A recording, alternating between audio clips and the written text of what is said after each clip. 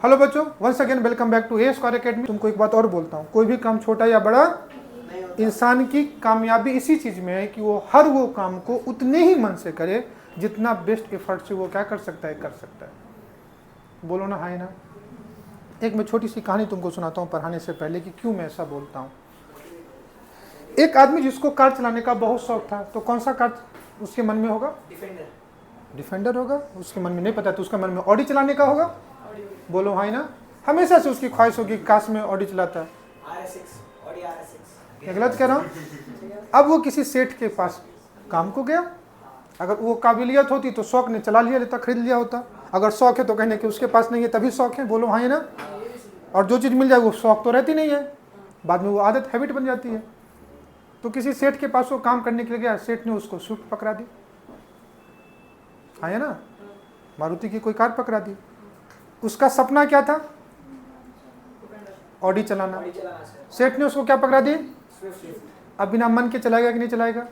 ऐसा तुम हो, तुम्हारा यही इंसान होता है ना, यही थिंकिंग है ना। अब वो बिना मन के और स्विफ्ट चलाएगा।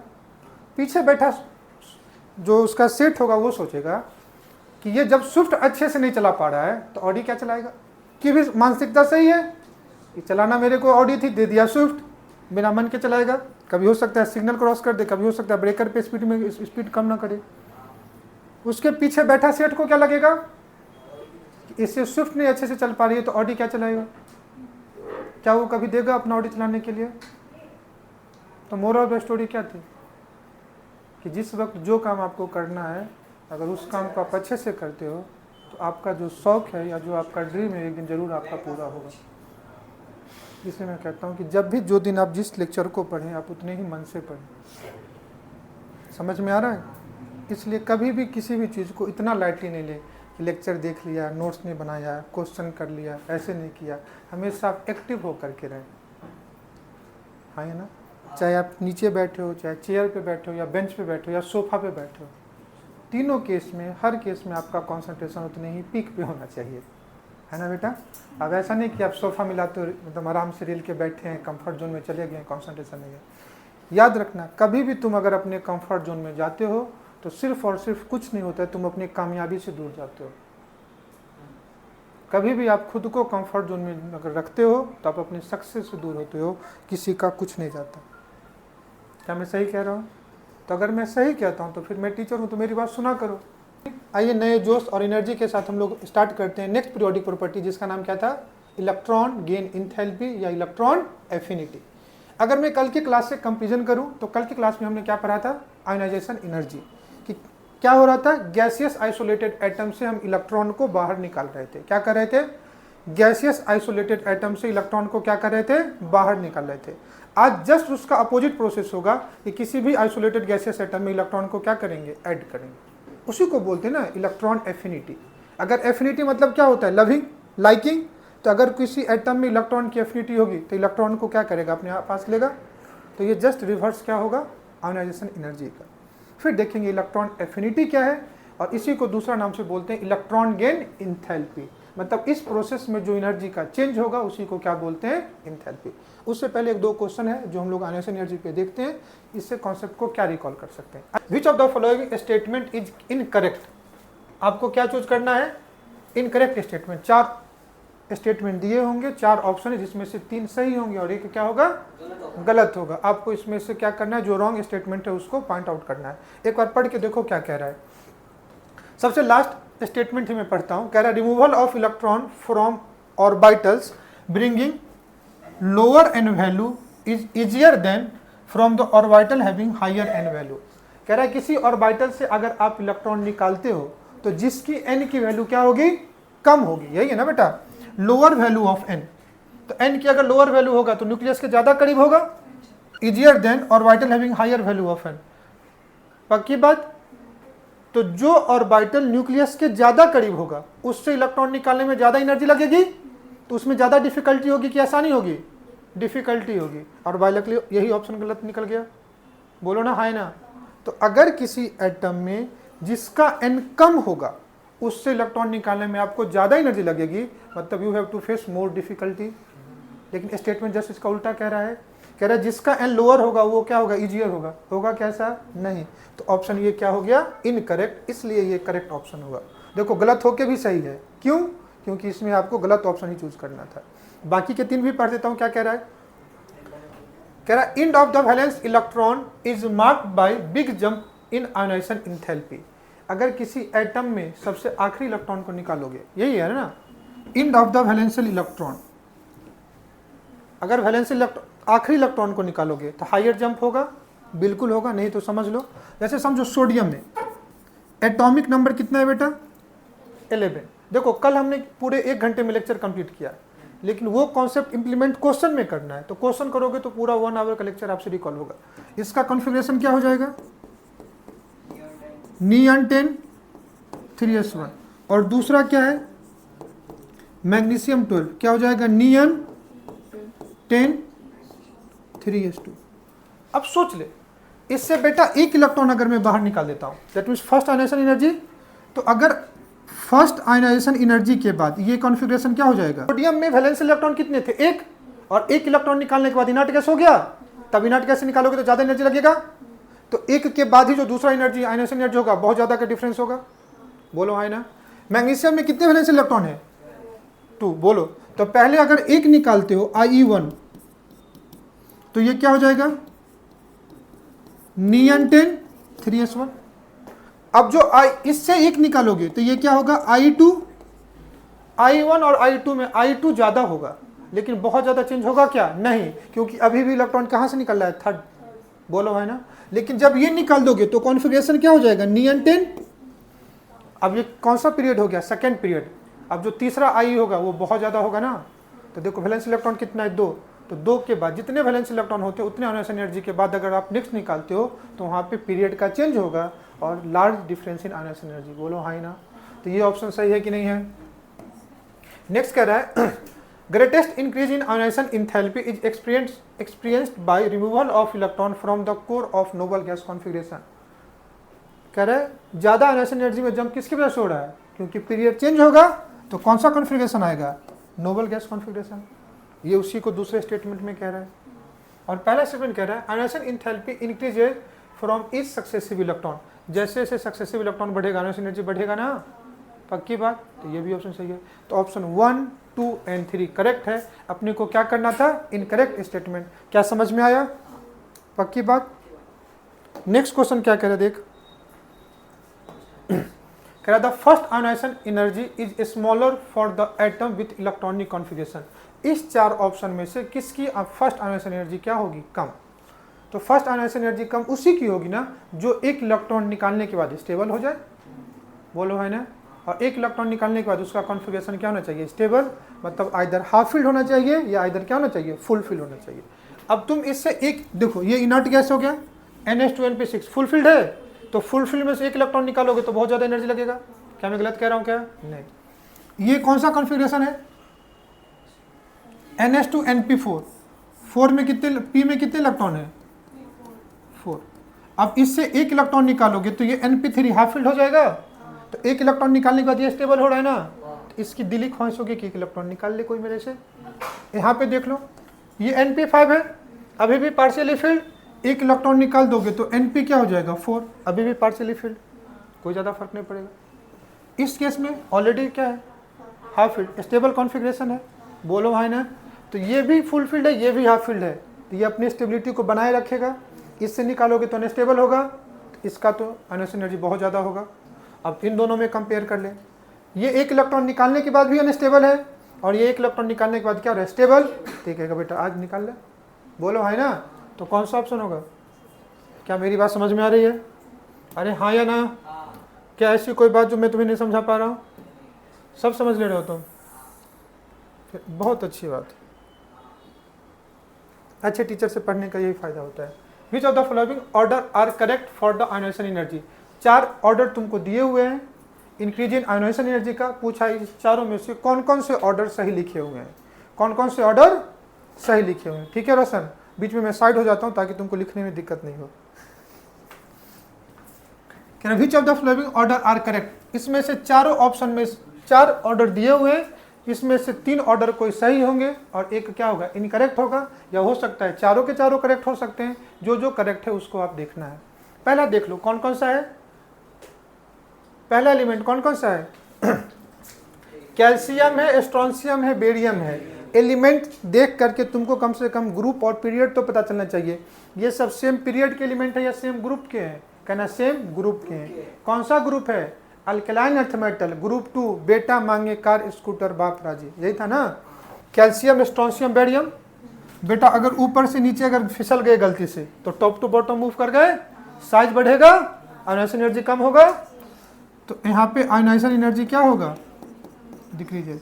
तो सबसे ज्यादा आयोनाइजेशन एनर्जी किसका होगा, इन तीनों में कंपेयर कर, सबसे ज्यादा कैल्शियम का होगा, देन क्या ये ऑप्शन सही है, हमारी बात बन गई।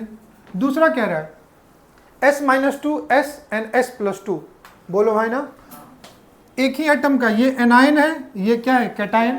कैटायन का साइज क्या हो जाएगा, छोटा, क्योंकि पॉजिटिव चार्ज आने से इफेक्टिव न्यूक्लियर चार्ज बढ़ जाता है, और इफेक्टिव न्यूक्लियर चार्ज बढ़ने से आयोनाइजेशन एनर्जी क्या होगा, बढ़ेगा, बोलो भाई ना। तो पॉजिटिव आयन का आयोनाइजेशन एनर्जी नेगेटिव से तो क्या होगा, ज्यादा ही होगा, तो ये भी ऑप्शन आपका सही है, बोलो भाई ना। पक्की बात, कैटायन का साइज छोटा होता है न्यूट्रल एटम से, और एनायन का साइज बड़ा होता है न्यूट्रल एटम से। इसका साइज छोटा है, इफेक्टिव न्यूक्लियर चार्ज ज्यादा है, तो आयोनाइजेशन एनर्जी क्या होगा, ज्यादा। Ionization energy is directly proportional to Z effective and inversely proportional to size, बोलो भाई ना। तो ऑप्शन 1 एंड 2 सही है। तो जो जो ऑप्शन में 1 एंड 2 होगा वो सही हो सकता है। तो फर्स्ट, थर्ड एंड फोर्थ ये तो नहीं होगा, ये बात तो फिक्स है, बोलो भाई ना। चलो अब देख लेते हैं, थर्ड देख लो। कार्बन, ऑक्सीजन एंड नाइट्रोजन, ये सब किस पीरियड के एलिमेंट है, कहना सेकेंड पीरियड के एलिमेंट है। कार्बन है, नाइट्रोजन है, ऑक्सीजन है, ये सब सेकेंड पीरियड में। आप कहां से कहां जाओगे, left to right. Left to right जाने पे इफेक्टिव न्यूक्लियर चार्ज क्या हो जाता है, बढ़ता है, आयोनाइजेशन एनर्जी क्या होगा, बढ़ेगा, बोलो है ना। लेकिन पीरियड में कुछ फैक्टर हैं जो इफेक्ट करते थे, जिसमें पहला था पेनिट्रेशन पावर, बोलो है ना। दूसरा क्या था, स्टेबल इलेक्ट्रॉनिक कॉन्फ़िगरेशन, और नाइट्रोजन का इलेक्ट्रॉनिक कॉन्फ़िगरेशन स्टेबल होता है, इसलिए नाइट्रोजन ऑक्सीजन से क्या होता है, ज़्यादा। याद है कल ये चीज़ पढ़ाया था कि पीरियड में कुछ फैक्टर हैं जो पीरियड में आयोनाइजेशन एनर्जी को क्या करते हैं, इफेक्ट करते हैं। तो नाइट्रोजन का ज़्यादा होगा किससे, ऑक्सीजन से। तो ऑर्डर क्या हो जाएगा, कार्बन, देन क्या होगा, ऑक्सीजन, देन क्या होगा बच्चे, नाइट्रोजन। क्या ये सही है। तो 1 2 3 वाला कोई ऑप्शन है, इसमें 3 भी है, इसमें 3 नहीं है, तो देखो पहला भी खत्म हो गया। अब तो ऑप्शन क्या हो सकता है, 3 या क्या हो सकता है, 4। मैं तो चेक करना ही पड़ेगा, मुझे लगा तो बिना चेक किए हो सकता है। मैग्नीशियम है, एल्युमिनियम है, सिलिकॉन है, बोलो है ना। Magnesium atomic number 12, aluminium atomic number 13 और सिलिकॉन 14। क्या मेरी बात समझ में आ रही है। कल जस्ट इसी से पहले ये सब किस पीरियड के एलिमेंट है, तुम कहोगे सर ये थर्ड पीरियड के, और कल हमने सेकेंड पीरियड का ऑलरेडी पढ़ा था। मैग्नीशियम से ऊपर क्या होता है, बेरिलियम, इसके ऊपर बोरोन, इसके ऊपर कार्बन। जब इसका इलेक्ट्रॉनिक कॉन्फ़िगरेशन देखोगे तो इसका इलेक्ट्रॉनिक कॉन्फ़िगरेशन क्या होता है, मैग्नीशियम का 3s2, इसका क्या होता है 3s2 3p1। साइज वाइज देखोगे तो एल्युमिनियम का मैग्नीशियम से ज़्यादा होना चाहिए, लेकिन मैग्नीशियम में इलेक्ट्रॉन s से निकलेंगे, और s का पेनिट्रेशन पावर क्या था, ज़्यादा था, बोलो। तो s से इलेक्ट्रॉन निकलने में ज़्यादा एनर्जी लगेगा, तो मैग्नीशियम का एल्युमिनियम से ज़्यादा होगा या नहीं होगा। इसलिए तो कल बेरिलियम का बोरोन से ज़्यादा था, तो किसका ज़्यादा होगा, मैग्नीशियम का एल्युमिनियम से। देखो यहाँ पे गलत लिखा है कि नहीं लिखा है, मैग्नीशियम छोटा लिखा है, मतलब ये ऑप्शन नहीं होगा। तो क्या ये होगा, क्या नहीं। तो करेक्ट ऑप्शन क्या है, ऑप्शन। इसलिए जब भी आप क्वेश्चन करते हो तो पूरा टॉपिक आपका रिकॉल होता है। क्या कुछ गलत कह रहा हूँ। चलिए अब आज के टॉपिक पे आते हैं। टॉपिक का नाम क्या है, इलेक्ट्रॉन एफिनिटी, या इसी को बोलते हैं इलेक्ट्रॉन गेन एंथैल्पी। पहले हम लोग समझते हैं ये होता क्या है, पक्की बात। अब थोड़ा सा इसको रिकॉल करते हैं। समझो ये कोई आपका ऑर्बिट है, ये इसका न्यूक्लियस है। अगर किसी ऑर्बिट से मुझे इलेक्ट्रॉन को निकालना पड़े, बेटा लेक्चर इधर चल रहा है तो बातें उधर कर रही है, कैसे बनेगा देश। ये है फ्यूचर ऑफ आवर नेशन। तुम ही हो ना, बच्चे ही देश के भविष्य है ना। ऐसा मैंने नहीं कहा था, नेहरू जी ने कहा था। ओलंपिक में तो पहला मेडल इंडिया को तो लड़की ही दिलाई।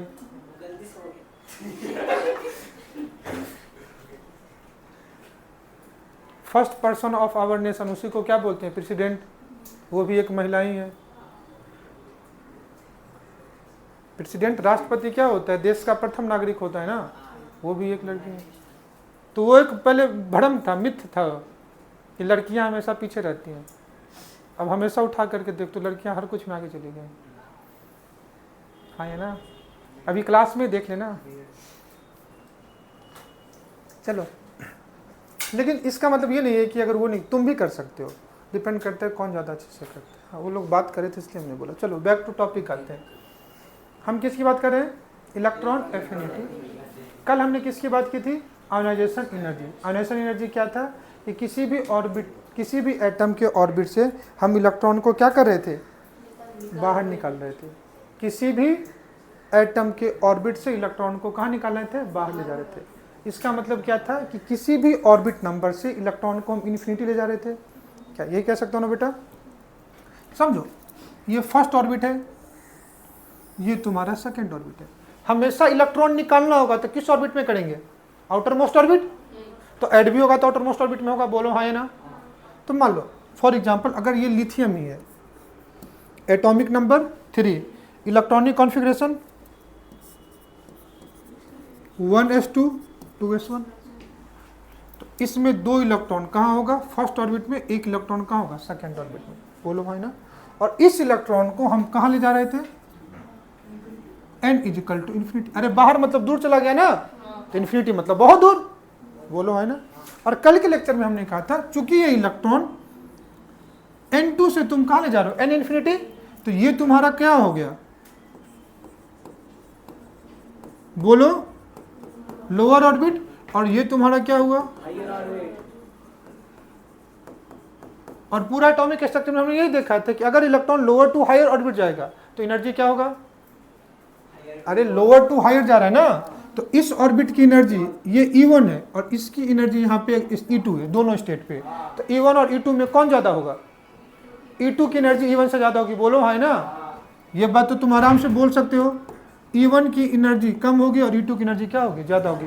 तो अगर तुम लोअर से हायर स्टेट पे जा रहे हो तो तुम्हारे पास एनर्जी होगा तभी जाओगे ना, एनर्जी तभी होगा जब कोई देगा। तो इस प्रोसेस में एनर्जी क्या होगी, एब्जॉर्ब होगी, तभी तो ये कल वाला प्रोसेस इंडोथर्मिक था। तो अगर electron lower to higher orbit जा रहा है तो इस केस में एनर्जी क्या होगा, क्या मेरी बात समझ में आ रही है, बोलो है ना। तो इस प्रोसेस में क्या होगा, एनर्जी एब्जॉर्ब होगा। तो ये जो प्रोसेस है इसमें एनर्जी क्या होगा, एब्जॉर्ब। तो इस केस में इसका जो डेल्टा एच मतलब चेंज इन इंथैल्पी, या इसी को मैं लिख दूं डेल्टा ई, जो चेंज इन एनर्जी है, ये क्या होगा, पॉजिटिव। एंड प्रोसेस को क्या बोलेंगे, प्रोसेस को क्या बोलेंगे, इंडोथर्मिक, बोलो हाय ना। क्या कुछ ऐसी बात जो तुम्हें नहीं समझा पा रहा हूं, और इसी को हमने कहा था आयोनाइजेशन एनर्जी, बोलो हाय ना।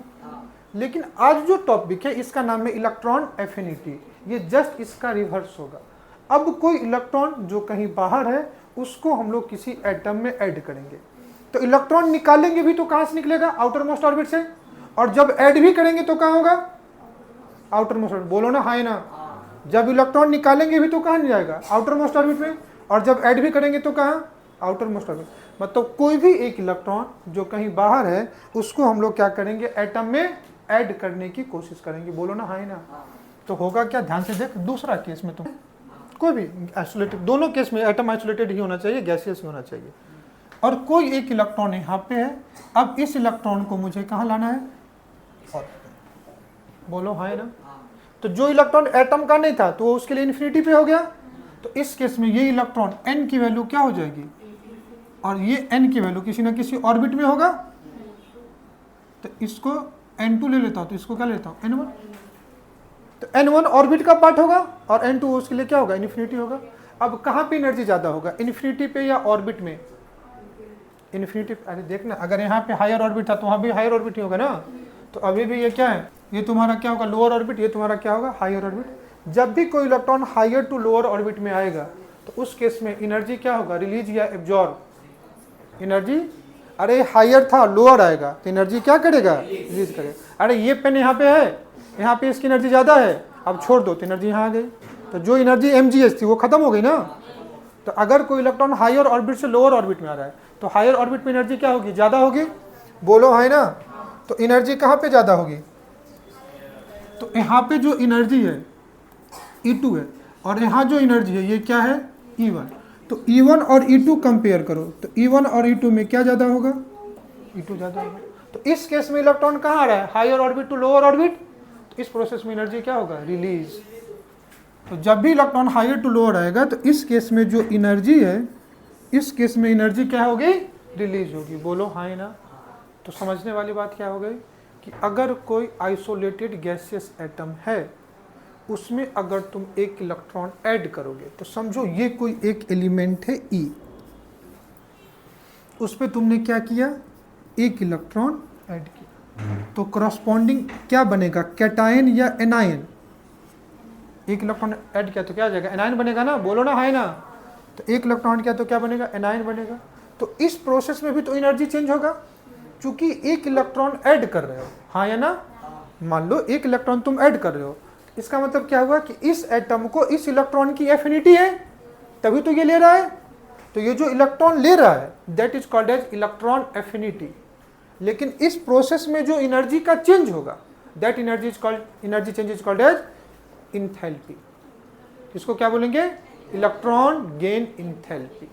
इलेक्ट्रॉन गेन करने में जो एनर्जी का चेंज होगा that is called as electron gain enthalpy. तो अगर मैं इसकी इलेक्ट्रॉन गेन इंथैल्पी को डेल्टा एच, इलेक्ट्रॉन गेन हुआ तो E for electron, G for क्या लिखा, गेन। तो ये निगेटिव होगा या पॉजिटिव होगा, तो अगर कोई प्रोसेस में एनर्जी रिलीज हो रहा है, बोलो भाई ना, तो ये ज्यादा एनर्जी से कम आ रहा है। तो अगर इसका चेंज इन एनर्जी निकालोगे तो पहले इलेक्ट्रॉन कहाँ था, E2 पे, अब कहाँ है, E1। तो हमेशा चेंज फाइनल माइनस इनिशियल होगा या नहीं होगा। तो यहाँ पे क्या लिखूंगा, E1 माइनस, हमेशा चेंज फाइनल माइनस इनिशियल होता है। तो ये बाहर से अंदर आया ना, तो इनिशियल स्टेट बाहर था, फाइनल स्टेट क्या अंदर। तो E1 की वैल्यू अगर कम है तो ये वैल्यू क्या आएगी, निगेटिव। एनर्जी निगेटिव नहीं है, यहाँ पे निगेटिव साइन ये दिखाता है कि इस केस में एनर्जी रिलीज हुआ है और किसी प्रोसेस में एनर्जी रिलीज है that process is called as exothermic process, बोलो है ना। तो ये प्रोसेस क्या होगा, एक्सोथर्मिक प्रोसेस। क्या मेरी एक बात हर एक बच्चों को समझ में आ रही है, हाँ या ना, सो रहे हो क्या तुम, नहीं। तो इस ये और ये अगर एक्सोथर्मिक है तो ये वैल्यू क्या होगी, नेगेटिव। क्या मेरी बात हर एक बच्चों को समझ में आ रही है, पक्की बात। तो जो फर्स्ट गेन इंथैल्पी है, first electron gain enthalpy, it is always exothermic, पक्की बात। अब तुम चाहते हो हम दूसरी बार ऐड करें, क्या ऐड करें, तो अब तुम किस में ऐड करोगे, अब E माइनस में तुम वापस से इलेक्ट्रॉन को ऐड करोगे, करोगे ना ऐड, तो क्या बनेगा, अगर मोनोवैलेंट एनायन में फिर से एक इलेक्ट्रॉन दे दो तो क्या हो जाएगा, डाइवैलेंट एनायन। अब ध्यान से देखना, ये एक इलेक्ट्रॉन था, न्यूट्रल था, जितने इलेक्ट्रॉन उतने ही प्रोटॉन होंगे, तुमने एक इलेक्ट्रॉन दे दिया, तो एटम में क्या बढ़ा, रिपल्सन वाले पार्ट बढ़े या अट्रैक्शन वाले पार्ट बढ़े। फिर से समझना, अगर समझो ये कोई एटम होता, इसमें 10 इलेक्ट्रॉन है तो 10 प्रोटॉन है, न्यूट्रल है। अब तुमने एक इलेक्ट्रॉन ऐड कर दिया तो इलेक्ट्रॉन कितने हो गए, 11, बोलो भाई ना। पहले 10 प्रोटॉन 10 इलेक्ट्रॉन को अट्रैक्ट कर रहा था तो 1-1 का अट्रैक्शन था। अब 10 प्रोटॉन 11 को अट्रैक्ट करेंगे तो अट्रैक्शन कम हो गया, क्योंकि न्यूक्लियस तो अब पहले 10 लोग 10 पे ध्यान दे रहे थे, अब 10 लोग 11 पे ध्यान दिए तो कुछ ना कुछ तो अट्रैक्शन कम हुआ होगा। लेकिन सेम टाइम पहले 10 इलेक्ट्रॉन के बीच में रिपल्सन था, अब रिपल्सन वाला पार्ट 11 इलेक्ट्रॉन हो गए, तो रिपल्सन बढ़ा या अट्रैक्शन बढ़ा, रिपल्सन। हम लोग इफेक्टिव न्यूक्लियर चार्ज में देख रहे थे, इलेक्ट्रॉन को निकालो तो रिपल्सन वाले फैक्टर कम हो रहे थे, इलेक्ट्रॉन को ऐड करो तो कौन सा बढ़ रहा था, रिपल्सन वाला फैक्टर, बोलो है ना। तो इसमें क्या बढ़ा, रिपल्सन वाला फैक्टर, यहाँ पे रिपल्सन वाला फैक्टर नहीं था। इलेक्ट्रॉन लेने की टेंडेंसी ई की ज्यादा होगी या ई माइनस की ज्यादा होगी, ई की ज्यादा होगी, ई माइनस की कम हो जाएगी, क्योंकि ऑलरेडी एक इलेक्ट्रॉन आ रहा आकर के रिपल्सन बढ़ा दिया है, अब दूसरा लेगा तो और रिपल्सन बढ़ेगा ना, बोलो ना है ना। अरे मान लो कि वैसे भी सोचो ये न्यूट्रल एटम था, इसका ध्यान कभी इधर उधर होगा, एक इलेक्ट्रॉन तुम ऐसे ऐड कर दिए होगे, उसको पता भी नहीं चला होगा, लेकिन जब ऐड किए होगे तो वो रिपल्सन महसूस करने लगा होगा। जब एक बार इसको रिपल्सन महसूस हो गया तो चौकन्ना हो गया ना, अब दूसरी बार इलेक्ट्रॉन दोगे तो ये लेना चाहेगा क्या, बोलो ना है ना। अरे मैं तुमको पहली बार तुमको चीट किया, तुम अनजान थे, कर दिया मैंने तुम्हारे साथ चीटिंग, लेकिन दूसरी बार तो तुम मेरा नाम सुन के चौकन्ना होगे ना, तो दूसरी बार मुझे चीटिंग करने की चांसेस कम हो गई कि बढ़ गई? कम हो गई। बोलो हाँ या ना। तो इसमें ऑलरेडी माइनस आ जाने से इलेक्ट्रॉन एफिनिटी कम हुई कि नहीं हुई? बोलो हाँ या ना। लेकिन तुम जिद पे आ गए नहीं मुझे इलेक्ट्रॉन ऐड करना ही है, इलेक्ट्रॉन ऐड करना ही है, तो क्या इस केस में एनर्जी रिलीज होगा? क्या नहीं। अब इस इलेक्ट्रॉनिक रिपल्सन को मिनिमाइज करने में ना तुमको अलग से एनर्जी देना पड़ेगा। क्या करना पड़ेगा? अलग से एनर्जी। बोलते ना, समझ में आया? तो पहला इलेक्ट्रॉन एफिनिटी जो इलेक्ट्रॉन गेन एंथैल्पी, ये हमेशा एक्सोथर्मिक होता है, लेकिन दूसरा इलेक्ट्रॉन गेन एंथैल्पी क्या होता है? एंडोथर्मिक होता है। पक्की बात? क्यों? क्योंकि इलेक्ट्रॉनिक रिपल्सन को मिनिमाइज करने के लिए आपको एनर्जी देना होगा। क्या मेरी बात समझ में आ रही है? हाँ या ना? तो ये E2 होगा। इस केस में ये जो डेल्टा H होगा इलेक्ट्रॉन गेन एंथैल्पी, ये क्या होगा? अब कहता है कि यहाँ पे एनर्जी ज़्यादा चेंज होगा कि यहाँ पे एनर्जी ज़्यादा चेंज होगा?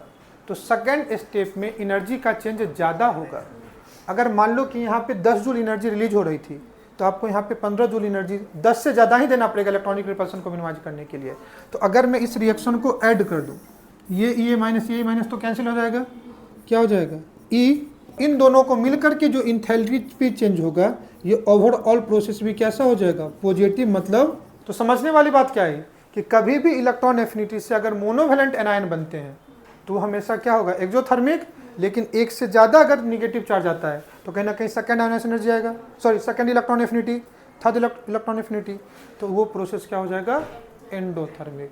क्योंकि पहला प्रोसेस एक्सो है, दूसरा एंडो है, और दूसरा में एनर्जी का चेंज ज़्यादा होगा, तो ओवरऑल प्रोसेस क्या होगा? नींद आ रही ना बेटा? अच्छी बात है। समझ में आया? तुमको कॉन्सेप्ट समझ में आया? What is electron affinity? Electron लेने की जो टेंडेंसी उसको क्या बोलते हैं? एफिनिटी। और जो एनर्जी चेंज होगा उसको क्या बोलेंगे? Electron gain enthalpy. बोलो हाँ है ना? अब ध्यान से समझना। अब देखो क्वेश्चन कहाँ पे कंफ्यूजन होगा। अगर इस एटम की इलेक्ट्रॉन एफिनिटी ज़्यादा है, तो जिसकी इलेक्ट्रॉन एफिनिटी ज़्यादा होगी तो उसमें एनर्जी का चेंज ज़्यादा होगा कि कम होगा? चलो ऐसे सोचो, E1 और E2 में देखो किस में इलेक्ट्रॉन इजीली तुम दे सकते हो? E1। तो कह सकते हैं कि इलेक्ट्रॉन एफिनिटी, ध्यान से समझना, electron affinity of E is greater than क्या बेटा? E minus. तो जिसमें इलेक्ट्रॉन एफिनिटी ज्यादा है तो वो इलेक्ट्रॉन जल्दी लेना चाहेगा, तो उस केस में एटम खुद एनर्जी खर्च करेगा। बोलो, तो जिसकी इलेक्ट्रॉन एफिनिटी ज्यादा, तो वो प्रोसेस एक्सो होने का चांस होगा कि इंडो होने का चांस होगा? एक्सो। यहाँ ये प्रोसेस एक्सो है, ये प्रोसेस इंडो है। ई की इलेक्ट्रॉन लेने की टेंडेंसी ज्यादा है, तो इलेक्ट्रॉन एफिनिटी ई की ज्यादा हो गई ना, तो इस केस में मॉलिक्यूल खुद एनर्जी लॉस करेगा। अरे मान लो ये चीज मुझे अच्छी लगी, बोलो है ना, तो मैं खुद पैसा दे के खरीदना चाहूंगा। लेकिन कभी कभी क्या होता है कि पेरेंट्स वैसा कोई चीज ला देते जो तुम्हें पसंद नहीं होते हैं, तो पेरेंट्स कन्विंस करने के लिए क्या बोलते हैं? अच्छा ठीक है ये रख, वो भी ला दूंगा। बोलो है ना? तो अगर मुझे ये चीज, इसकी एफिनिटी ज्यादा है, तो मैं उसको खुद पैसा देके खर्च करूंगा। मतलब इसको पाने के लिए मैं अपना पैसा भी खर्च कर सकता हूँ। तो देखो, इसको पाने के लिए अपना पैसा खर्च करके एनर्जी क्या किया? लॉस किया। लेकिन इसकी एफिनिटी नहीं ना, तो इसको बहलाना फुसलाना पड़ेगा, कुछ देना पड़ेगा बहलाने फुसलाने के लिए, तो देखो एनर्जी दे रहे हो। मतलब जिसकी इलेक्ट्रॉन एफिनिटी ज्यादा उसकी एनर्जी निगेटिव होगी, हाँ या ना? एनर्जी निगेटिव मतलब एनर्जी कम हो गया कि नहीं हो गया? एक्सोथर्मिक मतलब कम। दोनों एक ही चीज है, लेकिन एनर्जी वाइज कंपेयर करोगे तो अगर इलेक्ट्रॉन एफिनिटी ज्यादा है तो इलेक्ट्रॉन गेन एंथैल्पी क्या हो जाएगी? कम। बोलो हाँ या ना? क्योंकि एक केस में प्रोसेस रिवर्स एक्सो हो रहा है ना, एक्सो जब भी होगा तो साइन माइनस आएगा, साइन माइनस आएगा तो एनर्जी क्या हो गया? कम। अगर समझो इसको मैं ले लेता हूँ 1, इसको मैं ले लेता हूँ 1, इसको मैं ले लेता हूँ 2, इलेक्ट्रॉन गेन एंथैल्पी 1 और 2, कौन ज्यादा है? 1 या 2? अरे 1 निगेटिव है, 2 पॉजिटिव है। समझो ये -10 जूल है, ये +15 जूल है, कौन ज्यादा है? प्लस। देखो तो इसकी इलेक्ट्रॉन एफिनिटी कम है तो इसका इलेक्ट्रॉन गेन एंथैल्पी ज्यादा है। बोलो हाँ या ना? तो हम ये भी कह सकते हैं electron affinity is inversely proportional to, चूंकि माइनस साइन आने से रिवर्सली हो जा रहा है। अब ध्यान से देख, इसकी इलेक्ट्रॉन एफिनिटी ज्यादा है, ई की इलेक्ट्रॉन एफिनिटी ज्यादा है, तो एनर्जी रिलीज हुआ। वैल्यू बात समझ ले, मान लो एनर्जी यहाँ पे रिलीज हुआ -10 जूल एनर्जी रिलीज हुआ, इसकी इलेक्ट्रॉन एफिनिटी कम है, तो ये प्रोसेस इंडोथर्मिक हो गया। तो ओवर इंडोथर्मिक हुआ तो ये कितना हो गया? +15,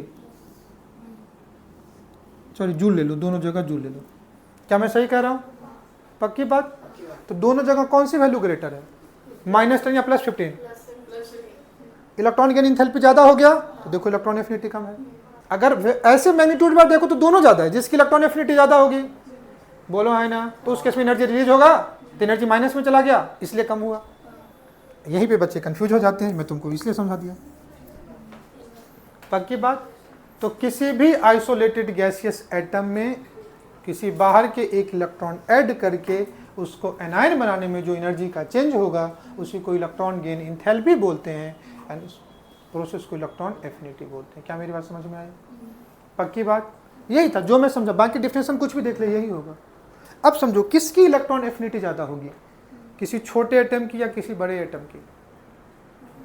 तुम कहोगे सर कैसे देखेंगे? बाहर से आने वाले इलेक्ट्रॉन को कौन अट्रैक्ट करेगा? न्यूक्लियस। तो न्यूक्लियस के जितना पास आएगा तो ज़्यादा अट्रैक्शन होगा, तो एफिनिटी ज़्यादा होगी। और जिस केस में मान लो न्यूक्लियस से इलेक्ट्रॉन दूर आ रहा है, दूर पे ही रुक जा रहा है, तो न्यूक्लियस से अट्रैक्शन कम हुआ तो एफिनिटी क्या होगी? कम। बोलो हाँ या ना? पक्की बात। तो अब ध्यान से देखना, यही चीज़ तुम्हें केमिकल बॉन्डिंग तक इस कॉन्सेप्ट को यूज होगा। आयनिक बॉन्ड किसके बीच में बनता है? तुमने आयनिक रेडिएशन देखा है, कैटायन और एनायन। तो कैटायन पे कौन सा चार्ज होना चाहिए? Positive charge. तो कैटायन का पॉजिटिव चार्ज लाने के लिए क्या करते हैं? Ionization energy. बोलो है ना? तो जो जल्दी आयनाइज होगा उसका आयनाइजेशन एनर्जी क्या होना चाहिए? कम। तो मेटल वो चाहिए जिसका आयनाइजेशन एनर्जी क्या होना चाहिए? कम। बोलो है ना? एनायन कौन बनाएगा? Non metal. नॉन मेटल का क्या करेंगे? इलेक्ट्रॉन एफिनिटी देखेंगे, तो जिसका इलेक्ट्रॉन एफिनिटी ज़्यादा उसका एनायन जल्दी बनेगा, तब कैटायन एनायन फॉर्मेशन ज़्यादा होगा, आयनिक बॉन्ड फॉर्मेशन क्या होगा? ज़्यादा होगा। तो किसी भी आयनिक बॉन्ड के फॉर्मेशन में मेटल का आयनाइजेशन एनर्जी क्या होगा? कम। नॉन मेटल का इलेक्ट्रॉन एफिनिटी क्या होगा? ज़्यादा। आयनिक नेचर क्या होगा? ज़्यादा। और ये दोनों तुम पढ़ते हो तो आयनिक बॉन्ड फिर समझो तुम्हारा पढ़ा हुआ ही है, क्योंकि आयनिक बॉन्ड कैटायन और एनायन के बीच में होगा। कैटायन का क्या देखेंगे? Ionization energy. एनायन का इलेक्ट्रॉन एफिनिटी देखेंगे। आयन का फॉर्मेशन जल्दी होगा, आयनिक बॉन्ड फॉर्मेशन होगा। बस वहाँ पे फिर हेडिंग डालना रह जाता है। क्या मेरी बात समझ में आई? चलो, इलेक्ट्रॉन एफिनिटी या क्या बोलते हैं? इलेक्ट्रॉन गेन इंथैल्पी, यही बोलते हैं ना बेटा। क्या है? अमाउंट ऑफ एनर्जी रिलीज या एब्जॉर्ब? रिलीज। कब? जब किसी एक इलेक्ट्रॉन को आइसोलेटेड गैसेस एटम के वैलेंस शेल में डालोगे। पक्की बात। इसी को क्या बोलेंगे? Electron affinity. The amount of energy release when an electron is added to the valence shell of an isolated gaseous atom is known as electron affinity, and that amount of energy is called as electron gain enthalpy. तो ये जो amount of energy है इसी को अपन क्या बोलते हैं? Electron gain enthalpy. बोलो है ना? दोनों टर्म समझ में आ गया। अब ये क्या है? कोई एक आइसोलेटेड गैसियस एटम है, इस पे हमने क्या किया? इलेक्ट्रॉन ऐड कर दिया। क्या बना दिया? इसका एनायन। बोलो ना, अगर न्यूट्रल में ऐड करोगे तो क्या बनेगा? एनायन। इसी को क्या बोला? Electron affinity. पक्की बात।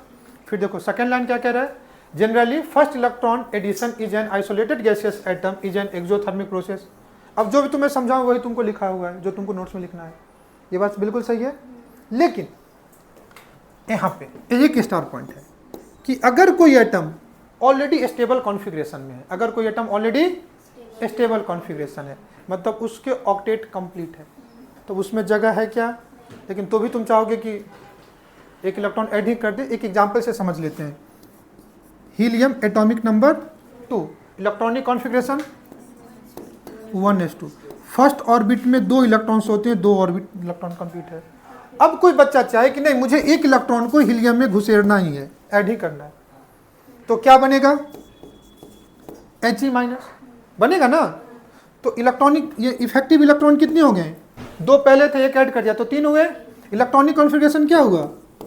1s2 2s1। तुम समझ रहे हो कि फर्स्ट पीरियड के एलिमेंट को तुम आप सेकेंड पीरियड में भेज दिए और ऑलरेडी अपनी स्टेबिलिटी लॉस कर लिया ना।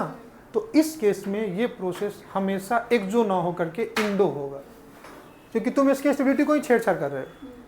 बोलो है ना?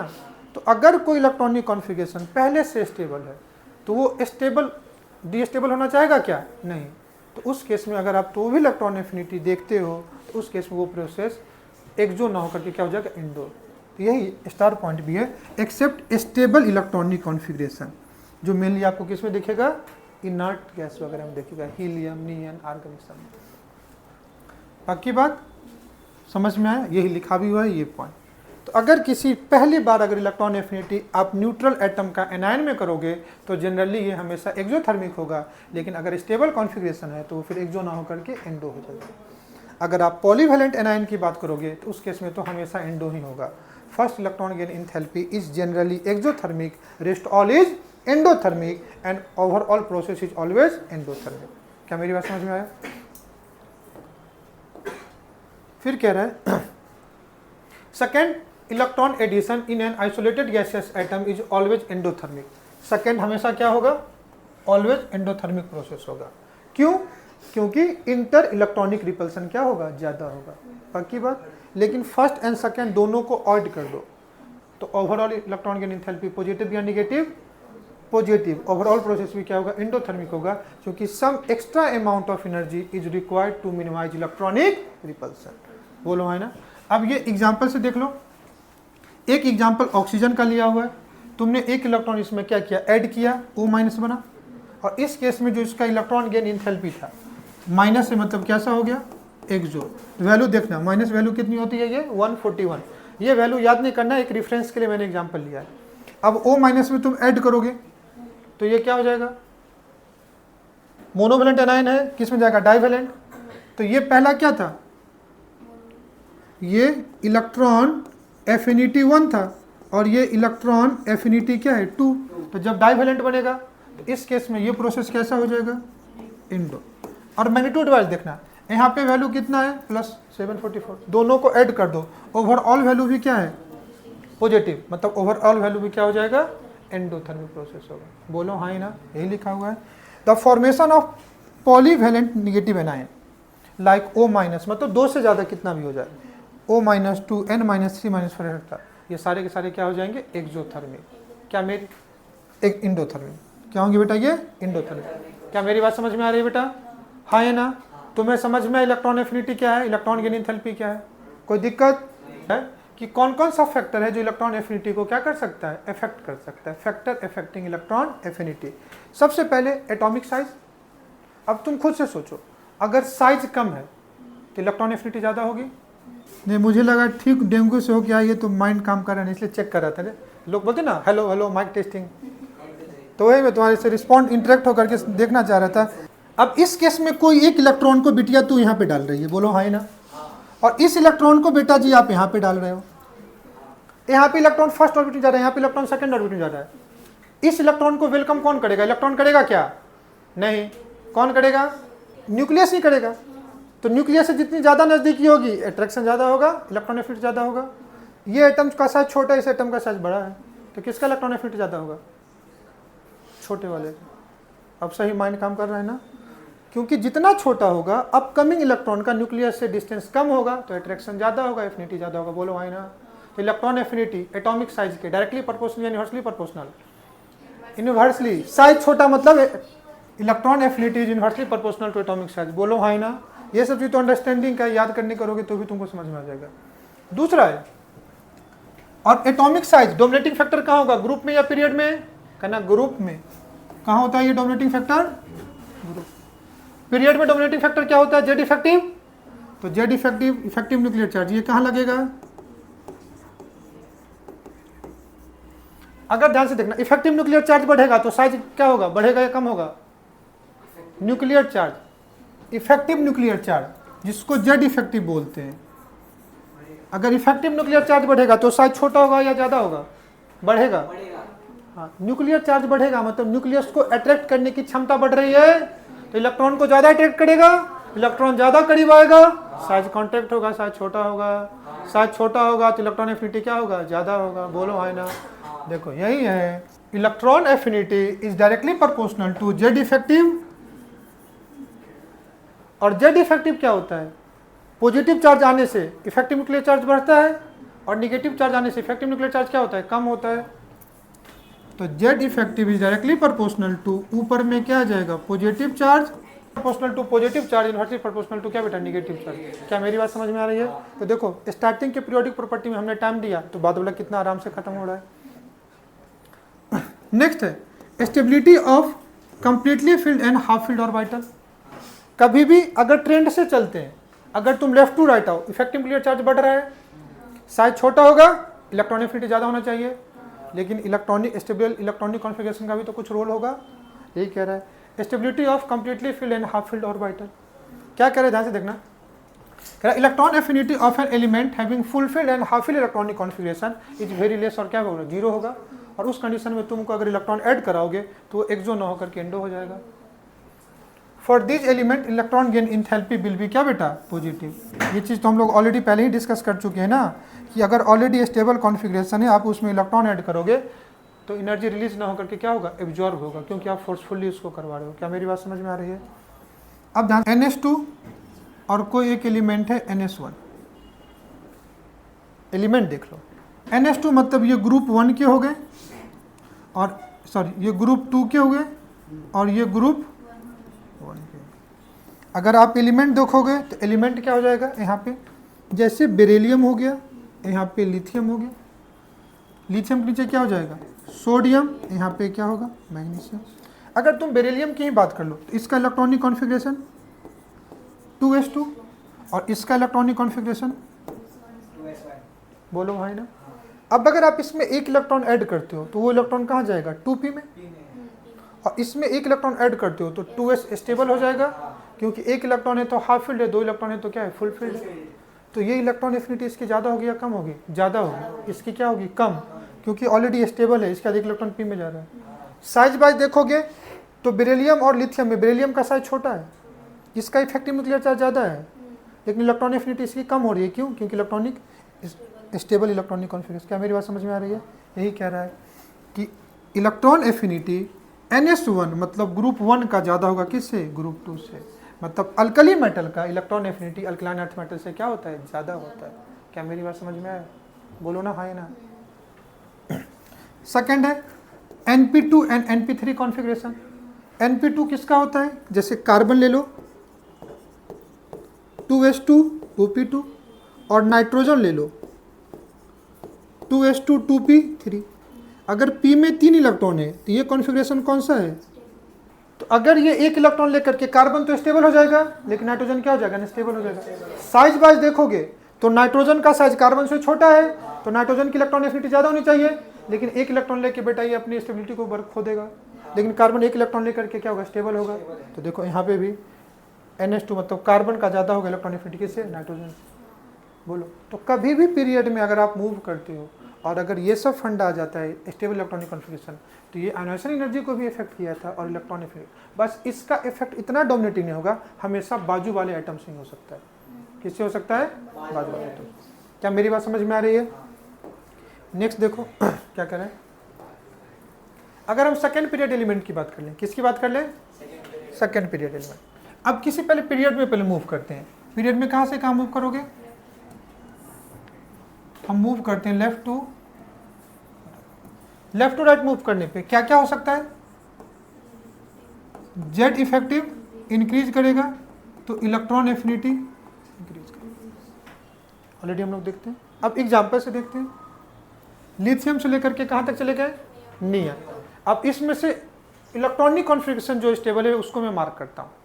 पहला इलेक्ट्रॉनिक कॉन्फ़िगरेशन नियन का है, क्या है, 2s2 2p6। बोलो स्टेबल है या नहीं है। दूसरा इलेक्ट्रॉनिक कॉन्फ़िगरेशन में नाइट्रोजन का लेता हूँ,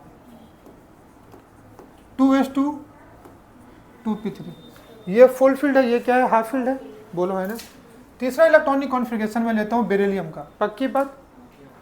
अब हर एलिमेंट का सबसे कम अगर इलेक्ट्रॉन एफिनिटी होगा तो किसका होगा, नियन का होगा। इनर्ट गैस अपने आप में ही स्टेबल होता है और हर एलिमेंट चाहता है कि इनर्ट गैस जैसा बनने की कोशिश करता है, बोलो है ना। फ्लोरीन का इलेक्ट्रॉनिक कॉन्फ़िगरेशन देखो, क्या है, 2s2 2p5। अगर फ्लोरीन इतना प्यासा है इलेक्ट्रॉन का कि अगर उसको एक इलेक्ट्रॉन मिल जाए तो वो नियन जैसा हो जाएगा, तो सबसे ज़्यादा इलेक्ट्रॉन एफिनिटी किसकी होगी, फ्लोरीन का। लेकिन सबसे कम कितना होगा, नियन का, क्योंकि ऑलरेडी स्टेबल है, लेगा तो बेटा बर्बाद ही हो जाएगा, है ना। तो सबसे कम किसका किसका हो सकता है कि वो एलिमेंट जिसका ऑलरेडी स्टेबल कॉन्फ़िगरेशन है। तो स्टेबल कॉन्फ़िगरेशन किसका किसका है, नियन का, नाइट्रोजन का, एंड किसका बेटा, बेरिलियम का। बोलो ना, हाँ या ना। क्या मैं गलत कह रहा हूँ क्या?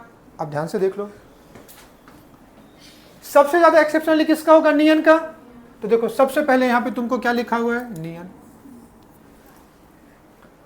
इन तीनों में पूरे पीरियड में किसका सबसे कम होगा? नियन, नाइट्रोजन एंड बेरिलियम का। ये बात सबको समझ में आ रही है? सबसे कम किसका होगा? नियन का, क्योंकि इनर्ट गैस है। अब कंपैरिजन कर लो, ये बेरिलियम है, ये नाइट्रोजन है, क्या एक दूसरे के पड़ोसी हैं या गैप पे आते हैं? गैप पे आते हैं। हमेशा स्टेबल इलेक्ट्रॉनिक कॉन्फ़िगरेशन ये पड़ोसी को इफेक्ट कर सकता है, बोलो है ना। अरे समझो तो पड़ोसी के घर में अगर मटन बन रहा है, सीटी लग रही है, स्मेल आता है ये? अरे बगल वाले पड़ोस के घर में कुछ अच्छा बनता है, किचन से स्मेल नहीं आ जाता है? पक्की बात। लेकिन कोई पड़ोसी दूर है, उसके घर का स्मेल आएगा क्या? नहीं। तो ये सब छोटे मोटे चीज हमेशा नेबर को इफेक्ट करते हैं। अब पीरियड में लेफ्ट टू राइट जाने पे इलेक्ट्रॉन एफिनिटी बढ़ती है कि कमती है? बढ़ती है। तो अगर वैसे कंपेयर करें तो बेरिलियम और नाइट्रोजन में किसका ज्यादा होगा? नाइट्रोजन का। अरे लेफ्ट टू राइट मूव करो ना, तो ये लेफ्ट में, ये राइट में है, लेफ्ट टू राइट मूव करते हैं, जेड इफेक्टिव बढ़ रहा है, इलेक्ट्रॉन एफिनिटी बढ़ रहा है, तो किसका इलेक्ट्रॉन एफिनिटी ज्यादा होगा? नाइट्रोजन का। क्या ये दोनों पड़ोसी हैं क्या? नहीं है। तो इन दोनों में तो नाइट्रोजन का ज्यादा होगा ना। हाँ, ये तीनों का अपने पीरियड में सबसे कम होगा, लेकिन अगर कंपेयर करें तो नाइट्रोजन का इलेक्ट्रॉन एफिनिटी बेरिलियम से तो ज्यादा होगा। देखो ऑलरेडी लिखा हुआ है कि नहीं, इसलिए मैं समझाता हूँ, याद नहीं करना पड़े, बस तुम समझ लो। इन दोनों में तो कोई कंपेरिजन नहीं है। सबसे कम किसका? नियन का। इन दोनों में बेरिलियम की इलेक्ट्रॉन एफिनिटी कम होगी, नाइट्रोजन का ज्यादा होगा। क्यों? क्योंकि पीरियड में इफेक्ट किसका होगा? जेड इफेक्टिव का। और जेड इफेक्टिव के हिसाब से नाइट्रोजन का इलेक्ट्रॉन एफिनिटी ज्यादा होना चाहिए। बोलो है भी ज्यादा? बोलो हाँ या ना। अब बचा हुआ एलिमेंट देख लो, तो सबसे कम, सबसे ज्यादा किसका होगा? फ्लोरीन। देखो फ्लोरीन का है। देन किसका? ऑक्सीजन। ऑक्सीजन। देन क्या बचा? कार्बन। फिर क्या बचा? लिथियम और बेरिलियम में। बोलो भाई ना। तो अब लिथियम बेरिलियम में देख लो, सॉरी लिथियम एंड बोरोन में, लिथियम में एक इलेक्ट्रॉन किसके पास आएगा? एस में। लिथियम में एक इलेक्ट्रॉन किसके पास आएगा? एस में। एंड बोरोन में एक इलेक्ट्रॉन किसके पास आएगा? पी में। और कल के क्लास में हमने पढ़े थे कि एस का पेनिट्रेशन पावर सबसे ज्यादा होता है। पेनिट्रेशन पावर का मतलब क्या? कि बाहर से देखोगे तो जो सबसे ज्यादा अंदर गया वो ज्यादा पेनिट्रेट किया, और जो ज्यादा अंदर गया वो न्यूक्लियस के ज्यादा करीब हो गया ना। तो लिथियम में एक इलेक्ट्रॉन एस में जा रहा है और बोरोन में एक इलेक्ट्रॉन पी में जा रहा है। कौन सा ऑर्बिटल न्यूक्लियस के ज्यादा करीब होगा? एस, क्योंकि एस का पेनिट्रेशन पावर ज्यादा है। देखो इसलिए लिथियम का बोरोन से ज्यादा है। लोग इसको बोलते हैं एक्सेप्शन, मैं कहता हूँ एक्सेप्शन है नहीं, समझ लो, तुमको याद रहेगा। बोलो है ना। तो पीरियड में पहले हम तीनों स्टेबल कॉन्फ़िगरेशन को पॉइंट आउट कर लिए। क्या क्या आ सकता है? NH2NP6, NH2NP3 और NH2। इन तीनों में सबसे ज़्यादा किसका होगा? इनर्ट गैस का। सबसे कम होगा तो इनर्ट गैस कंपेयर कर दिया। अब NH2 और NH2NP3 में NH2NP3 का ज़्यादा होगा, देख लो, नाइट्रोजन का बेरिलियम से ज़्यादा होगा। जैसे अगर ऐसा नहीं है कि मैं सेकंड पीरियड के एलिमेंट का क्या हूँ तो थर्ड पीरियड में कुछ और चेंज होगा, नहीं, थर्ड पीरियड का भी यही ऑर्डर होगा। बोलो भाई ना। फिर बाकी कंपेरिजन कर दो। फिर एक आ जाता है लिथियम एंड किस में? बोरोन में। लिथियम में इलेक्ट्रॉन एस में आता है, बोरोन में पी में आता है। एस का पेनिट्रेशन पावर पी से ज्यादा होगा, इसलिए लिथियम का ज्यादा होगा। बोलो हाँ या ना। क्या मेरी बात सब बच्चों को समझ में आ रही है? हाँ या ना। ग्रुप में टॉप टू बॉटम आ जाओ। ग्रुप में कहां से कहां मूव कर सकते हैं? तो चलो पहले ग्रुप की कहानी सुना देता हूं। अगर हम ग्रुप में आते हैं, टॉप टू बॉटम आएंगे तो साइज बढ़ेगा। बोलो हाँ ना। एन की वैल्यू बढ़ेगी, साइज बढ़ेगा तो इलेक्ट्रॉन एफिनिटी कम हो जाएगा। तो यहाँ पे क्या बढ़ेगा? साइज इंक्रीज करेगा तो क्या हो जाएगा? इलेक्ट्रॉन एफिनिटी क्या हो जाएगा? बोलो हाँ या ना। चलो एग्जांपल डिस्कस कर लेते हैं। फ्लोरीन है, क्लोरीन है, ब्रोमीन है, आयोडीन है। क्या होगा अगर टॉप टू बॉटम मूव करेंगे? तो साइज बढ़ेगा तो अनएस एनर्जी कम होगा, कम होगा ना। तो सबसे ज्यादा किसका होना चाहिए? फ्लोरीन। देन किसका होना का? क्लोरीन। देन क्या हो जाएगा? ब्रोमीन। देन क्या होगा? आयोडीन। अब एक चीज याद रखना, ये जो हमने स्टार्ट किया है ये एलिमेंट कहाँ के हैं? आप कहोगे सेकेंड पीरियड के। ये एलिमेंट कहाँ के हैं? Second period. और सेकेंड पीरियड एलिमेंट को छोड़ दो तो बाकी सबके पास वैकेंट ऑर्बिटल होते हैं। जैसे क्लोरीन के पास भी वैकेंट 3D होगा। बोलो भाई ना। देखो क्लोरीन किस पीरियड के हैं? थर्ड। तो थर्ड पीरियड में एस और पी चलता है, लेकिन डी ऑर्बिटल थर्ड में होता है, लेकिन फिलअप कहाँ से होता है? फोर्थ से। बोलो भाई ना। ब्रोमीन के पास आ जाओ, किस पीरियड के हैं? फोर्थ। तो फोर्थ पीरियड में 3D चलेगा, लेकिन इसका खुद का 4D खाली रहेगा। तो यहाँ के बाद से एलिमेंट में क्या होते हैं? वैकेंट ऑर्बिटल होते हैं। वैकेंट ऑर्बिटल होने का मतलब क्या? इलेक्ट्रॉन के रहने का जगह पहले से, बट इलेक्ट्रॉन नहीं है। फ्लोरीन की बात कर लो तो फ्लोरीन के पास क्या है? साइज छोटा है फ्लोरीन का, और इसके पास टोटल 3 लोन पेयर है। तो सेकेंड पीरियड एलिमेंट का इलेक्ट्रॉन एफिनिटी ज़्यादा होना चाहिए, लेकिन इसका साइज ऑलरेडी इतना छोटा है कि आने वाले इलेक्ट्रॉन की वजह से ना इलेक्ट्रॉनिक रिपल्सन ही बढ़ जाता है। क्या हो जाता है? इलेक्ट्रॉनिक रिपल्सन बढ़ जाता है। क्यों? क्योंकि साइज क्या है? छोटा है। बोलो हाँ है ना? नो डाउट इलेक्ट्रॉन एफिनिटी ज़्यादा है। इलेक्ट्रॉन एफिनिटी है तो इलेक्ट्रॉन आ तो गया, लेकिन तबाही बढ़ गई, रिपल्सन बढ़ गया, तो इलेक्ट्रॉन लेना चाहेगा क्या? नहीं। इसी वजह से फ्लोरीन का एक्सेप्शनली क्लोरीन से क्या हो जाएगा? कम होगा। बोलो हाँ है ना? तो किसी भी ग्रुप में तुम मूव करते हो, second, third, fourth, fifth period में अगर आते हो तो इलेक्ट्रॉन एफिनिटी क्या होगा? कमेगा। लेकिन हमेशा सेकेंड एंड थर्ड को कंपेयर करोगे तो थर्ड का ज़्यादा होगा। किससे? सेकेंड से। सेकेंड का क्यों कम हो गया? क्योंकि साइज छोटा होने की वजह से इलेक्ट्रॉनिक रिपल्सन बढ़ गया। क्या मेरी बात समझ में आ रही है? अरे हाँ या ना? पक्का ऐसे ही हाँ कर रहे हो? कह रहा है electron affinity of third period element is greater than electron affinity of क्या बेटा? Second period. किस वजह से? किस वजह से? Because of smaller size and more electronic repulsion. बोलो हाँ ना? यही है फ्लोरीन क्लोरीन, यही जो एग्जाम्पल मैंने समझाया। कह रहा है due to small size of fluorine electron density around the nucleus increases. इससे क्या होगा कि जो अपकमिंग इलेक्ट्रॉन होगा वो क्या महसूस करेगा? सफर मोर रिपल्सन। इसी वजह से फ्लोरीन का क्लोरीन से क्या हो जाएगा? कम। इसी वजह से लिखा भी है in case of chlorine electron density. क्या मेरी बात समझ में आ रही है? अब आ जाओ एक decreasing order of electron affinity में तुमको लिख करके दिया हूँ। सबसे कम, अब देखो सबसे ज़्यादा किसका होगा? हेलोजन का। अब हेलोजन में fluorine chlorine second and third period के एलिमेंट कंपेयर कर लो, ध्यान से देखना। तो फ्लोरीन क्लोरीन ब्रोमीन में सबसे ज़्यादा किसका होगा? देखो फ्लोरीन यहाँ जाएगा तो सबसे ज़्यादा किसका हो गया? Chlorine, then bromine, then iodine. बोलो हाँ ना?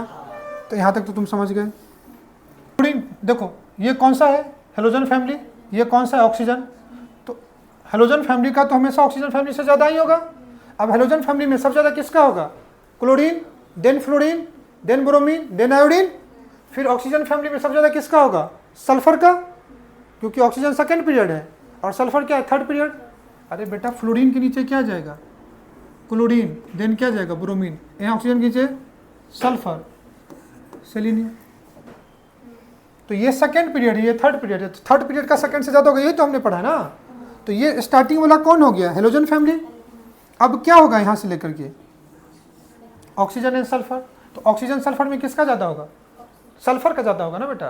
पीरियड का सेकेंड पीरियड से क्या होगा? ज़्यादा होगा। क्यों? क्योंकि सेकेंड पीरियड में इलेक्ट्रॉन एफिनिटी छोटे साइज की वजह से तो है, लेकिन इलेक्ट्रॉन आने की वजह से इलेक्ट्रॉनिक रिपल्सन बढ़ जा रहा है। बोलो हाँ ना? इस वजह से क्या होगा कि थर्ड पीरियड एलिमेंट का इलेक्ट्रॉन एफिनिटी सेकेंड से ज़्यादा होगा। देखो सबसे ज़्यादा किसका हो गया? फ्लोरीन का कम हुआ क्लोरीन से। तो सबसे ज़्यादा किसका? Chlorine, fluorine, bromine, iodine. ये ग्रुप 17 हो गए। अब ऑक्सीजन फैमिली में आ जाओ। ऑक्सीजन सल्फर में किसका ज़्यादा होगा? सल्फर का ज़्यादा होगा ऑक्सीजन से। क्यों? बार बार बोल रहा हूँ, ये पीरियड 3 है और ये पीरियड क्या है? 2 है। बोलो ना है ना? देखो फॉस्फोरस और नाइट्रोजन में किसका ज़्यादा होगा? फॉस्फोरस का। क्यों? क्योंकि फॉस्फोरस थर्ड पीरियड का है, नाइट्रोजन सेकेंड पीरियड का है। समझ में आया? अब आ जाओ सिलिकॉन और कार्बन में। सिलिकॉन का ज़्यादा होगा किससे? कार्बन से। बोलो हाँ ना? बाकी ये बेटा वापस रिपीट करें। क्या मेरी बात समझ में आया? निकाल लोगे? कोई दिक्कत? ये तुमको इलेक्ट्रॉन एफिनिटी समझ में आया? इसमें कोई दिक्कत नहीं। अब ध्यान से देखो, इलेक्ट्रॉन एफिनिटी में हम इलेक्ट्रॉन को क्या कर रहे हैं? ऐड कर रहे हैं, और आयनाइजेशन एनर्जी में इलेक्ट्रॉन को क्या कर रहे हैं? बाहर निकाल रहे हैं। दोनों ही है ना? तो नहीं कह रहा है कि ये दोनों एक दूसरे का रिवर्स प्रोसेस है या नहीं है? है या नहीं है? है ना? यही है रिलेशन बिटवीन आई मतलब आयनाइजेशन एनर्जी और ये मतलब इलेक्ट्रॉन एफिनिटी। बोलो है ना? उससे पहले एक पॉइंट देख लो। कह रहा है नाइट्रोजन एंड, ये नोट मैं ऑलरेडी तुमको बता चुका हूँ, नाइट्रोजन एंड फास्फोरस का इलेक्ट्रॉन एफिनिटी क्या होगा? कम होगा बाकी से। क्यों? क्योंकि स्टेबल हाफ फील्ड कॉन्फ़िगरेशन है, NH2 NP3 कॉन्फ़िगरेशन है ना। यही पॉइंट ये नेक्स्ट पेज का यहाँ पे आ गया। पक्की बात? फिर कह रहा है electron affinity of a neutral atom is equal to, electron affinity of a neutral atom is equal to ionization energy of its anion. अब ध्यान से समझना मैं क्या कहने की कोशिश कर रहा हूँ। मैं कोई एक न्यूट्रल एटम लेता हूँ, कोई एक क्या ले लूँ? तो न्यूट्रल एटम पे कोई चार्ज होगा क्या? नहीं, तो मैं एक न्यूट्रल एटम X लेता हूँ गैसियस फॉर्म में, इस पे अगर मैं एक इलेक्ट्रॉन ऐड कर दूं, क्या कर दूं, एक इलेक्ट्रॉन, तो ये करस्पॉन्डिंग क्या बनाएगा, एनाइन, तो क्या मिलेगा, X माइनस। बोलो हाँ ना। किसी भी न्यूट्रल एटम में अगर मैं एक इलेक्ट्रॉन ऐड कर दिया तो उसका करस्पॉन्डिंग एनाइन बनेगा। तो इस प्रोसेस को क्या बोलेंगे, तुम कहो सर, आप बोल दो इसको इलेक्ट्रॉन एफिनिटी। बोलो हाँ ना। ठीक, अब दूसरा देख, अगर कोई X माइनस है गैसियस स्टेट में, अगर मैं इससे एक इलेक्ट्रॉन को निकाल दूं तो क्या मिलेगा, X एटम प्लस नहीं मिलेगा, एक निकाला तो माइनस चार्ज से न्यूट्रल हो गया ना, और न्यूट्रल से निकालेंगे तब प्लस निकलेगा। बोलो ना हाँ ना। तो इस केस में इलेक्ट्रॉन को किधर लिखेंगे, राइट हैंड साइड, होगा ना। एक इलेक्ट्रॉन निकाला तो इलेक्ट्रॉन दूर चला गया तो इलेक्ट्रॉन किधर लिखे, प्रोडक्ट साइड। इसको क्या बोलते हैं, आयनाइजेशन एनर्जी। बोलो भाई ना, किसी भी एटम से या आयन से इलेक्ट्रॉन निकाल दे, आयनाइजेशन एनर्जी, और किसी भी एटम या आयन में इलेक्ट्रॉन ऐड कर दे, इलेक्ट्रॉन एफिनिटी। बोलो हाँ ना, पक्के। तो ये दोनों रिएक्शन एक दूसरे के अपोजिट है या नहीं है, लेकिन बस यहाँ पे इलेक्ट्रॉन एफिनिटी बोलते हैं, वहाँ पे क्या बोलते हैं, आयनाइजेशन एनर्जी। तो बिना टाइम वेस्ट किए अगर मैं इसी में इस एरो को अगर ऐसे लगा दूं, बोलो हाँ ना, तो इसको क्या बोल सकता हूं, आयनाइजेशन। अगर व्हाइट वाले फॉरवर्ड रिएक्शन में जितना एनर्जी का क्या होगा, चेंज होगा, यहाँ भी उतना ही एनर्जी का चेंज होगा। बोलो हाँ ना। अगर ऊपर वाला प्रोसेस ध्यान से देखो, अगर फर्स्ट एटम है तो ये एक्सोथर्मिक या एंडोथर्मिक, एक्सोथर्मिक। बोलो हाँ ना। तो इस केस में ध्यान से देखना, delta H electron gain enthalpy, तो इधर वाला आएगा तो एंडोथर्मिक होगा। तो इस केस में जो आयनाइजेशन पोटेंशियल होगा वो कैसा होगा, एंडोथर्मिक, मतलब कैसा। यही मैंने कहा कि electron affinity of a neutral atom is equal to ionization energy of its anion. Neutral atom का इलेक्ट्रॉन एफिनिटी देख ले या एनायन का आयनाइजेशन एनर्जी देख ले, दोनों क्या एक दूसरे के इक्वल होंगे। बोलो हाँ या ना, जस्ट अपोजिट प्रोसेस। कह रहा I of a neutral atom is equal to electron affinity of its क्या बेटा, कैटायन। सेम वही हो सकता है क्या, ध्यान से देखना। अगर मैं कोई X एटम लिया, पहले X में मैंने इलेक्ट्रॉन को क्या किया था, गेन किया था। अब X से मैं इलेक्ट्रॉन को निकाल रहा हूं, निकाल कर रहा हूं, तो निकालूंगा तो इलेक्ट्रॉन किधर जाएगा, प्रोडक्ट साइड। तो इससे अगर एक इलेक्ट्रॉन निकाला तो ये क्या मिलेगा, X प्लस, और प्लस क्या मिलेगा, एक इलेक्ट्रॉन। तो ये क्या हो गया, आयनाइजेशन एनर्जी। तो इसको क्या बोलूंगा, आयनाइजेशन एनर्जी। बोलो हाँ ना। अब इसमें, अब इसका ये ले लो, अगर इसमें मैं एक इलेक्ट्रॉन ऐड कर दूं तो इलेक्ट्रॉन किधर रहेगा, इस साइड। देखो इलेक्ट्रॉन ऐड किया है, अरे ऐड करेंगे तो ऐड हो रहा है ना इलेक्ट्रॉन, तो ये क्या हो जाएगा, इलेक्ट्रॉन। तो अगर न्यूट्रल एटम में एक इलेक्ट्रॉन ऐड करके एनायन बनाओगे तो न्यूट्रल का अगर इलेक्ट्रॉन एफिनिटी लेते हो तो एनायन का आयनाइजेशन एंथैल्पी हो गया। अगर न्यूट्रल का तुम आयनाइजेशन एंथैल्पी लेते हो तो कैटायन का क्या हो जाएगा, इलेक्ट्रॉन एफिनिटी। हमेशा दोनों क्या होंगे, इक्वल होंगे। समझ में आया नहीं आया, नहीं समझा तो फिर से बताता हूँ। अब वही इक्वल हुआ ना मैग्नीट्यूड वाइज। ये एटम क्या है, न्यूट्रल का तुमने क्या लिया, आयनाइजेशन एंथैल्पी, तो क्या बना, कैटायन। तो कैटायन का क्या देखोगे, इलेक्ट्रॉन एफिनिटी। तो न्यूट्रल एटम का अगर तुम न्यूट्रल एटम का अगर तुम आयनाइजेशन एंथैल्पी देखते हो तो कैटायन का इलेक्ट्रॉन एफिनिटी देखना पड़ेगा, दोनों इक्वल होंगे। अगर तुम न्यूट्रल का इलेक्ट्रॉन एफिनिटी देखते हो तो एनायन का आयनाइजेशन एंथैल्पी देखना पड़ेगा। बोलो ना हाँ या ना, पक्की बात, समझ में आ रहा है। यही दोनों के बीच में रिलेशन है, दोनों एक दूसरे के क्या हैं, अपोजिट। क्वेश्चन देख लो, क्वेश्चन क्या कह रहा है, कह रहा है electron affinity is, electron affinity क्या है, ऑप्शन पर देख लो, relative strength to attract the share pair of electron. नहीं, शेयर पेयर इलेक्ट्रॉन नहीं ना, शेयर पेयर इलेक्ट्रॉन किसको बोलते हैं, आगे हम लोग पढ़ेंगे, बॉन्डेड इलेक्ट्रॉन को बोलते हैं। शेयर पेयर इलेक्ट्रॉन किसको बोलते हैं, बॉन्डेड इलेक्ट्रॉन को बोलते हैं। यहाँ बॉन्ड इलेक्ट्रॉन नहीं होता है ना बेटा, बाहर के एक इलेक्ट्रॉन को क्या करते हैं, ऐड करते हैं। बोलो हाँ ना। दूसरा कह रहा है necessary energy required to remove electron, नहीं, इलेक्ट्रॉन एफिनिटी में इलेक्ट्रॉन मूव करते हैं क्या? नहीं, तो ये भी गलत, ये भी गलत। कह रहा energy release when an electron is added to the outer most shell, ये भी सही है। Energy release when an electron is added to inner shell, ये भी गलत। तो करेक्ट ऑप्शन कौन सा है? नेक्स्ट क्वेश्चन क्या कह रहा है? The correct order of electron affinity is, इसमें से कौन सा इलेक्ट्रॉन एफिनिटी का सबसे करेक्ट ऑर्डर है? तो किसी भी अपने पीरियड में नाइट्रोजन फैमिली का देख लो, सबसे स्टेबल कॉन्फ़िगरेशन है ना, ध्यान से देख, NH2 NP3 और NH2 NP6, इसका तो बहुत क्या होगा, कम, बिकॉज फुलफिल हालफिल्ड है। तो यहाँ पे देखो नाइट्रोजन सबसे आगे है, गलत हो गया ऑप्शन चेक करने का। यहाँ पे देख ले, नाइट्रोजन अंदर है, हो सकता है, नाइट्रोजन अंदर है, हो सकता है, नाइट्रोजन अंदर है, हो सकता है, बोलो भाई ना। अब ध्यान से देखो, बेरिलियम कौन सा एलिमेंट है? अब ध्यान से देखना, बेरिलियम और ये नाइट्रोजन है, इसका कॉन्फ़िगरेशन 2s2, इसका अगर तुम दोनों पीरियड में तो इधर से इधर जाओगे, इलेक्ट्रॉन एफिनिटी बढ़ती है, तो इलेक्ट्रॉन एफिनिटी क्या करेगा, इंक्रीज करेगा। दोनों में गैप ज़्यादा है तो नाइट्रोजन का तो बेरिलियम से ज़्यादा ही होगा ना, हाँ, बेरिलियम नाइट्रोजन का बाकी सबसे कम होगा, लेकिन इन दोनों में किसका ज़्यादा होगा, नाइट्रोजन का। तो ध्यान से देख लो, यहाँ नाइट्रोजन का बेरिलियम से कम है, गलत हो गया। यहाँ बेरिलियम का सबसे ज़्यादा कर दिया, ये भी गलत हो गया, क्योंकि बेरिलियम नाइट्रोजन का तो सबसे कम होगा। हाँ, बेरिलियम नाइट्रोजन में से भी बेरिलियम का कम होगा, नाइट्रोजन का क्या होगा, ज़्यादा होगा। कह रहा है which of the following will have most negative electron gain enthalpy and which is the लेस्ट electron, इसमें से कह रहा है किसका सबसे ज़्यादा है most negative electron gain enthalpy. ध्यान से देखना, नेगेटिव मतलब क्या, इलेक्ट्रॉन एफिनिटी ज़्यादा, जिसकी इलेक्ट्रॉन एफिनिटी ज़्यादा, अरे तुमको बहुत लगाव है तो तुम अपना पैसा देके खरीद लोगे, ये तो समझा था।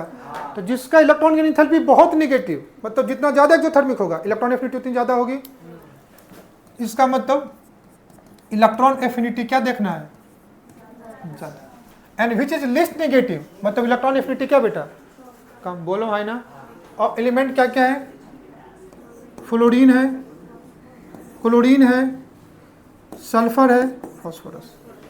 ऐसे मैं तुमको ग्रुप पीरियड के बारे में लिख दिया, तुमको पता होना चाहिए। अब फ्लोरीन क्लोरीन में, क्लोरीन का सबसे ज़्यादा होगा, फ्लोरीन का कम होगा, बोलो हाँ ना, पक्की बात। अब वैसे भी देख लो, थर्ड पीरियड एलिमेंट का, ये एलिमेंट कौन सा पीरियड का है और ये किसका है, तो थर्ड पीरियड एलिमेंट का सेकंड से तो ज़्यादा ही होता है, तो सबसे कम किसका होगा, सेकंड। सेकंड में एक ही एलिमेंट है, कौन सा, फ्लोरीन। तो क्वेश्चन में सब जिसमें फ्लोरीन लास्ट में होगा, एक ही में फ्लोरीन सबसे लास्ट में, बाकी देखना ही नहीं था। अगर इतना भी तुम करते हो तो बाकी तुम समझ में आ जाएगा। थर्ड और सेकंड पीरियड में, थर्ड पीरियड का इलेक्ट्रॉन एफिनिटी सेकंड से ज़्यादा होता है। क्यों ज़्यादा होता है, तुमको सर आपने ही कहा था, सेकंड पीरियड का साइज छोटा, इलेक्ट्रॉन एफिनिटी ज़्यादा होगा, लेकिन छोटा साइज की वजह से एक और ड्रॉबैक है, इलेक्ट्रॉनिक रिपल्सन ज़्यादा हो जाएगा, इस वजह से सेकंड का थर्ड से ज़्यादा होगा। तो सेकंड का सबसे कम, एक ही ऑप्शन था जिसमें सेकंड का सबसे कम था, बाकी देखा ही नहीं, टिक कर दिया। तो आप सबको इलेक्ट्रॉन एफिनिटी समझ में आया होगा।